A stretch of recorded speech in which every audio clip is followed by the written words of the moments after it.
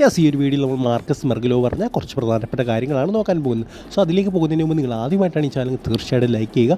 300 ലൈക്കിൻ്റെ target എല്ലാവരും അതിലേക്ക് എത്തിക്കുമെന്ന് വിചാരിക്കുന്നു. പണ്ടൊക്കെ സന്തോഷ് ട്രോഫിയാണ് ഇന്ത്യയിലെ തന്നെ ഏറ്റവും മികച്ച ഫുട്ബോൾ ട്രോഫി എന്നൊക്കെ പറയുന്നത്. നിങ്ങളിപ്പോൾ അല്ലാത്ത രീതിയിൽ നോക്കിയാലും, അതായത് ലോക്കൽ പ്ലേയേഴ്സ് മാത്രം കളിക്കുന്ന ഒരു ലീഗ് വെച്ച് എന്ന രീതിയിൽ നോക്കി കഴിഞ്ഞാൽ Santosh trophy one of the best ടൂർണമെൻറ്റാണ്. മൻവീർ സിംഗ്, ഡിസ്റ്റൻ കൊളാസോ, അതുപോലെ തന്നെ തുടങ്ങിയ വമ്പൻ താരങ്ങളെയൊക്കെ കൊണ്ടുവന്നിട്ടുള്ളൊരു ടൂർണമെൻറ്റാണ് സന്തോഷ് ട്രോഫി. 78 വർഷത്തെ പഴക്കമുള്ളൊരു ടൂർണമെൻറ്റാണ്.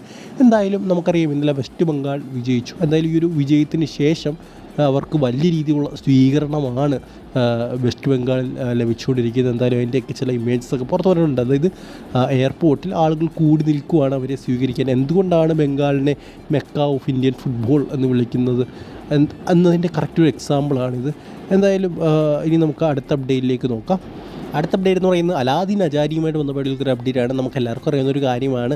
നമ്മളെ എല്ലാവരും ഞെട്ടിച്ചൊരു താരമാണ് അലാദീൻ അജാരി. ഒരു അണ്ടർ റേറ്റഡ് പ്ലെയറാണ് ഐഎസ്എല്ലിലേക്ക് വന്നത്.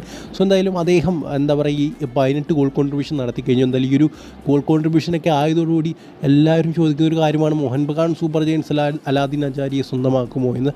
എന്തായാലും നമുക്കറിയാൻ സാധിക്കുന്ന കാര്യവും അതുപോലെ തന്നെ മോഹൻ ബഗാൻ സൂപ്പർ ജയൻസ് മാത്രമല്ല മറ്റേതെങ്കിലും ക്ലബ്ബുകൾ അലാദീൻ അജാരിയെ സ്വന്തമാക്കാനുണ്ടോ എന്ന് പലരും ചോദിക്കുന്നുണ്ട്. എന്നാൽ നമുക്കറിയാൻ സാധിക്കുന്ന ഒരു കാര്യമെന്ന് പറയുന്നത്, അതായത് മറ്റ് ക്ലബ്ബുകൾ ഒന്നും തന്നെ ഇപ്പോൾ രംഗത്തില്ല അലാദീൻ അജാരിയെ സ്വന്തമാക്കാനെന്നാണ്.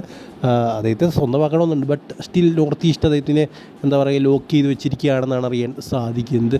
അത് പറഞ്ഞിരിക്കുന്നത് നമ്മുടെ മാർക്കസ് മെർഗലോ തന്നെയാണ്. ഇനി അടുത്ത അപ്ഡേറ്റ് എന്ന് പറയുന്നത് നമ്മുടെ കേരള ബ്ലാസ്റ്റേഴ്സുമായിട്ട് വന്നപ്പോൾ അപ്ഡേറ്റാണ്. അതായത് കേരള ബ്ലാസ്റ്റേഴ്സ് കോച്ചിനെ കണ്ടെത്താൻ ഇനിയും സമയമെടുക്കുമെന്നാണ് നമ്മുടെ മാർക്കസ് മെർഗലോ ഇപ്പോൾ പറഞ്ഞിരിക്കുന്നത്.